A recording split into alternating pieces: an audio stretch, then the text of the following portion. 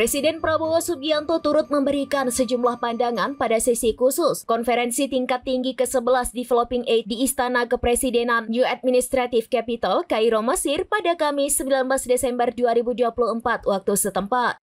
Namun saat Presiden Prabowo akan memulai pidatonya, ada sejumlah delegasi negara lain yang keluar dari forum. Bahkan ada tampak dalam video salah satu delegasi sempat menyenggol kursi Prabowo saat sedang berpidato. Meski demikian, Presiden Prabowo tetap tenang dan melanjutkan pidatonya. Dalam pidatonya, ia meminta negara dengan mayoritas penduduk Muslim bersatu dan tidak terpecah belah. Persatuan diperlukan ketika negara-negara mengeluarkan pernyataan bersama untuk mendukung perjuangan bangsa Palestina.